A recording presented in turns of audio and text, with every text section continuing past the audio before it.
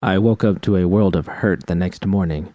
My head pounded like a drum, and I flinched when I tried to turn my neck and was met with a sharp pang, and my ribs were so tender that even shallow breathing caused an uncomfortable swell of pain across my abdomen. It had to be late in the morning, judging from the bright light peeking through the doorframe. I didn't see V anywhere, though. Admittedly, I laid there in bed for a while, occasionally stretching until I was sure I could get out of bed without doubling over. I was only 30, for Christ's sake, and it would be horribly embarrassing if I needed to call V back home to pry me off the ground. As awful as I may have sounded, the good thing about being home alone was I could curse and groan as much as I liked and no one would hear me. I was greeted by silence when I finally trudged out of the bedroom, but I smiled when I saw a cup of coffee resting on the counter next to a bagel. A folded scrap of paper lay underneath it, covered with crumbs.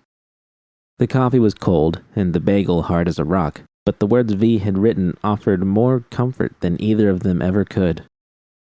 It wasn't poetry, but it still brought a tear to my eye and deserved to be read out loud.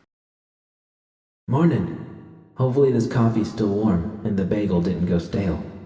Had to run out to a gig, but take it easy and call me if you need anything. Let me say that again. Call me if you need anything. Groceries, a ride to work, bringing you some fresh coffee, even just a kiss. Anything. I love you. Feel better. Damn. She'd covered all the bases. While I heated up my coffee and chewed away at a mouthful of tough dough, I glanced at my holo and was surprised to see it was nearly noon. I still had a few hours to rest, but I needed to start planning for my day, starting with how I would get to work. I didn't feel like I could take advantage of V's generous offer. We could certainly cling to the vain hope that Gong, who'd hit me last night, might have insurance to pay for repairs, but we both knew how things would certainly turn out. We'd be on the hook for all of it, which meant we needed Eddie's. Her last gig had paid out surprisingly well, even by her less than ideal standards, but most of it would go to the van. Yet another hole in the account to plug up. It wasn't my fault. The light had been green, but still, every time we took a small step forward, Night City threw us right back against the wall. V needed to work, and so did I. Rita. I braced myself as I called her. Hopefully she was feeling gracious, if she was even awake yet. Fortunately, I didn't have to wait long for her to pick up. Hey, Judy. Hey, Rita. How are things? It was the politest way I could think of to say she looked like shit. Her hair was a mess, makeup was smudged across her face and onto her pillow. I'd definitely woken her up. Rita let out a sigh. I'm tired. Me and some of the gals hit up Riot after our shift. I got in a few hours ago. Oh shit. I'm sorry. I didn't mean to wake you. Nah, it's alright. I gotta start getting ready anyway. What's up? Well, I was in a bit of a wreck last night, and I was hoping. Rita's eyes popped open and she shot upright. It was jarring to suddenly see her face so close to the screen. Are you alright? Yeah, I mean, more or less. A little banged up, but at least I'm not spending the foreseeable future behind bars like the other guy. I waited for Rita to say something, but she remained quiet. She was peering intently at the screen, and suddenly I felt like turning off my video feed. Instead, I cleared my throat and continued. So, while my van's getting fixed up, I was kinda hoping you might be able to give me a lift to and from work till it's ready. I know it's a lot to ask. Why the hell was she staring at me like that? Sure, Jude, it's not a problem. You know that. But you better let your output know why I'm gonna be waiting outside your door each day. I'm sure V wouldn't mind, I chuckled. Hell, the gonk would probably invite you in for a drink. The cotton candy couple indeed, Rita mused. Although that might not be such a bad idea. It's been a while since I've seen her. We could catch up and then you and I could get her shit-faced. I laughed at the picture forming in my head. There was something about Rita lifting V's head off the counter that was simply adorable. We'll see. She's on a gig now. Rita nodded. So, I take it you'll need a lift later today? Yep. Alright, I'll swing by your place around 4. Don't make me lay on the horn. I won't. Thanks, Rita. Rita's eyes were beginning to close again. See you later. I would have to think of a way to thank her for this. It was one thing to give someone a lift home after a wild night out, but quite another to become their glorified taxi driver for at least a week, if not 2.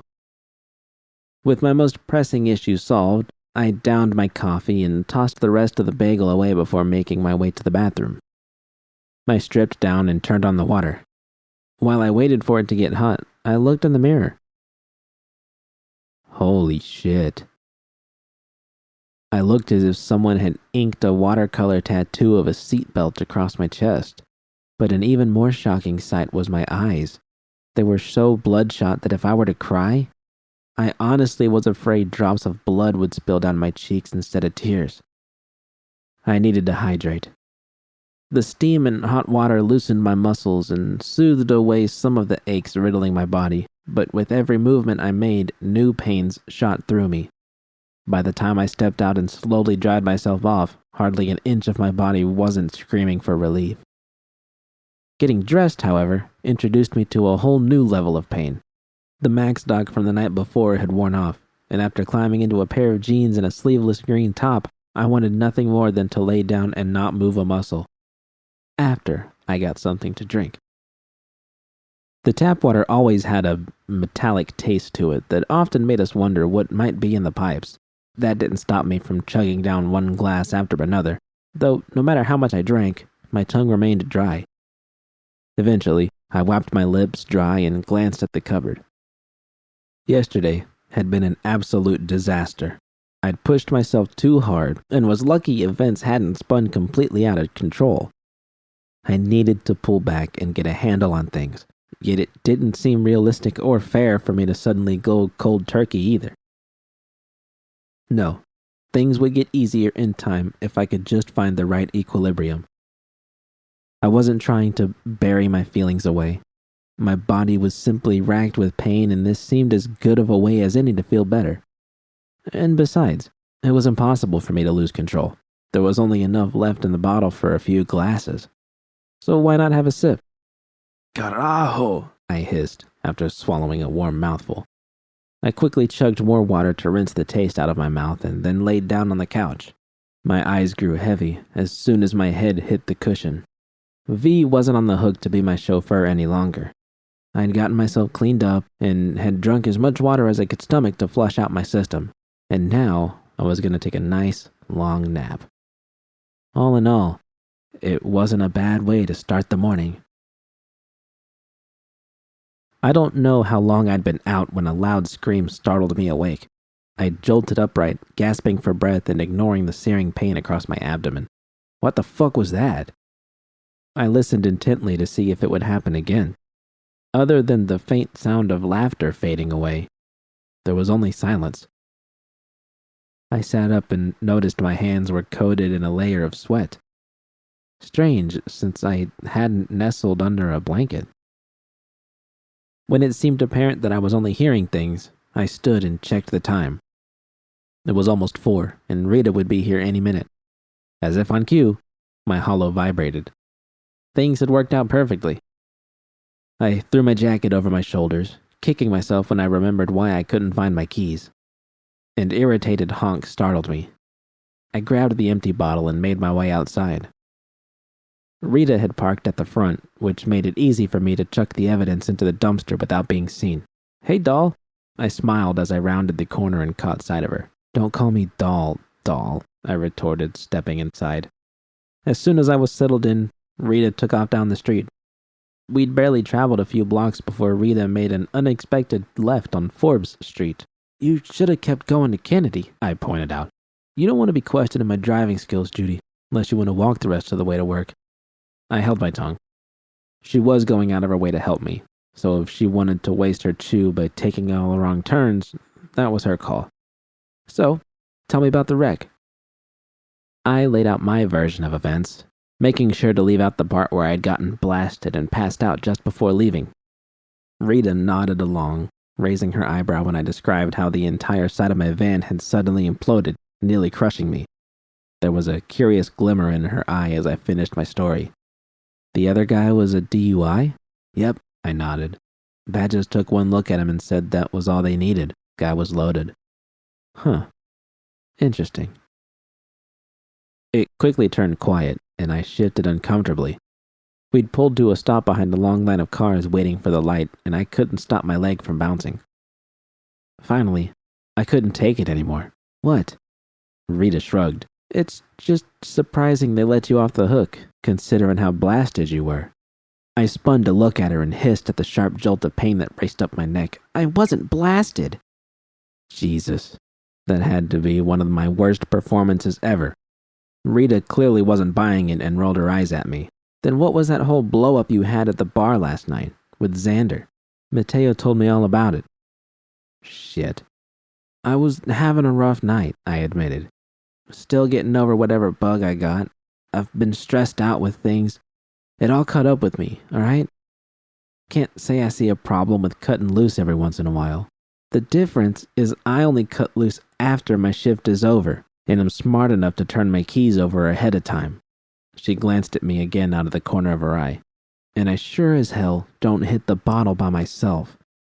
Rita was skirting the line, and I was well within my rights to tell her to fuck off. It might leave me without a ride, but just because she'd agreed to help didn't give her the right to start butting her nose into my business. But the truth was dancing on the tip of my tongue. As long as I was careful with what I said, it would be nice for someone to lend me an ear for a change. That obvious, huh? Rita nodded. Saw it on you earlier when you called. Your eyes were redder than a maelstrom's optics, and I'm guessing I would have smelled it on your breath too, just like I do now. And here I was, thinking I was being sly. If Rita had spotted it so easily, I needed to be much more careful around V. I didn't know what to say and stare straight ahead, making sure to breathe through my nose. Look, Rita ventured. We all go through some tough shit from time to time. You'll need a few pulls on the bottle to get through things? Fine. You won't hear any judgment from me. I appreciate that, I guess. Don't, she said firmly. I get it, Judy, but I'm also not about to let you drink yourself into an early grave either. This ain't like you. I know what I'm doing. I got this, Rita. I hope so. Susie's already docking your pay for swiping the booze. If she finds out you're showing up drunk on the job, if it shows up in those BDs of yours, you're pretty fucked. My fists tightened. I was already fucked. Said I know what I'm doing. Do you, Judy? 'Cause last night you melted down and wrecked your van, and today you decided to one-up yourself and get plastered before work. Not what I'd call your best 24 hours.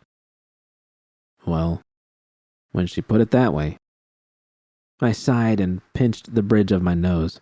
Hearing everything laid out before me like that was depressing. Rita was right.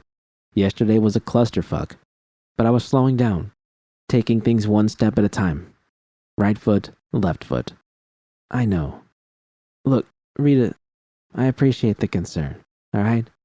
Rita finally seemed to relax and cast a sympathetic glance my way. I'm glad you get that I'm concerned. You're a good choom, Judy. Don't like seeing you like this. It's just been rough as of late. Got shit going on with V, and Susie's been all up my ass, though I guess I should be happy she's not burying me under piles of scrolls anymore. And then the fucking accident didn't help matters any. It's just a lot. Anything you want to talk about? No, Cindy. I already told you I don't want to talk about it. You know that's bullshit. Come on, tell me what's up. You can trust me, Jude. The hell I can. Think I don't know what you are? What the fuck is that supposed to mean? Oh, for fuck's sake. I'm older now than you were when you met me. Just got my own license and I'm still a minor. Wouldn't surprise me one bit if you had some other 12-year-old you were preying on. Fuck you. I'm only 4 years older than you. Don't you call me some kind of pedo freak. If the shoe fits, don't fucking call me again. This conversation needed to end. My time to vent was over, and while I was feeling a little better about things, I'd quickly go off the rails if I kept going. No, not really. Are you sure? You can trust me, Jude. You know that, right? I got your back, and us mocks don't fuck around. Could I trust her? I felt displaced, like I had been ripped out of my own body and transformed into a new person, a new Judy. The old Judy hadn't been strong enough to endure everything she'd been subjected to. The new one had been born from that pain and was stronger, but could I live as that woman? I didn't feel happy. I was jaded, and as much as I tried to fight it, I couldn't help thinking this was all V's fault. If she could have held her shit together, I never would have been at Lizzie's that night. But I wasn't supposed to think that way. The old Judy certainly wouldn't have. Still, the last thing I needed right now was a pep talk from Rita. I know. Just like I know you know what you're up to, taking the long way to Lizzie's on purpose. Pretty shitty trick to play on me. Rita took a deep breath as the traffic ahead of us lurched forward. I'm sorry, Judy. I was just worried and wanted to talk to you about things. Believe it or not, and don't tell anyone I said this, or I'll give you a bonk upside your head. But I care about you, about our friendship. I promise I won't do that again. Kennedy, every time from here on out, okay? Settled. Okay. There's my doll. I smiled. Don't call me doll. I felt better about things as we continued toward Lizzie's. It was strange that I felt more comfortable bearing a piece of my soul to Rita than I did to V. In fact, I felt like I could spill the beans and tell her everything if I really wanted to, which I didn't. But what was it about Rita that made it so easy for me to talk to her? My optimism quickly faded when we arrived and I started my shift. I remembered the virtue I'd left unfinished last night, but oddly enough, had forgotten the congealed puddle of vomit sticking to the floor. I held my breath and looked away while wiping it up, though my stomach rolled when I felt something warm and wet seeping through the rag. When I was finally finished, I left the door open to air out the stench that still hung heavy in the air. I focused on my work and managed to finish the edit of last night's scroll, but the other virtues were bland and it was hard to concentrate on them. By the time I heard the familiar beat of music above me, I knew it was time to take a break. That fucking bottle, the cause of all of my problems, was still sitting on my desk. It was almost empty, just like the one at home. No, wait. I'd finished that one off. How easy it would be to just finish that one off too. But I wouldn't fall for that twice. I swung the drawer open and dropped the bottle inside with a loud clang. There, done. I would still swipe one later to take home, but I'd be damned if I ever did something that stupid again. Food, on the other hand, couldn't be so easily pushed away. I'd only had a few bites to eat all day and my stomach was getting fed up with the recent lack of attention, finally grumbling in protest. Suddenly, a full plate of nachos didn't sound too bad. I shuffled upstairs and grabbed a seat at the bar. Hey, Judy. Mateo. He slid a glass across the bar and began wiping his hands dry. I'm preem. Let me guess. Vodka tonic and nachos? Scratch the vodka. Just nachos. And make sure they load 'em up good for me. I'm starving. Yes, ma'am, Mateo said in an impressed tone. Coming right up. I grinned and surveyed the bar. There didn't seem to be anything of interest going on. Xander was in his booth talking to a prospective customer. A small group clustered near the dance floor were swaying in tandem to the music, and a man seated at the end of the bar was resting his head on the counter. A loud sniff drew my attention to two women sitting next to me. They each had dispensers jammed up their nostrils and were taking turns snorting thin lines of powder they'd sprinkled on the counter. The one sitting closest to me glanced my way. Hey, you want to party with us? No.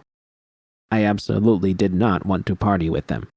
Aside from the fact that it was incredibly stupid to share a dispenser with someone you didn't know, I was determined to stay the course. V was making a real effort, and I knew this since the bottle of beauties I'd stashed away in my van remained untouched.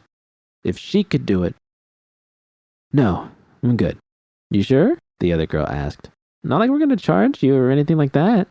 Alvarez is so poor, she can't even afford to have parents. Shut up! I said, I'm good, I snapped. They turned their attention back to the dust, though I could tell from the way they lowered their voices that I'd become the subject of conversation.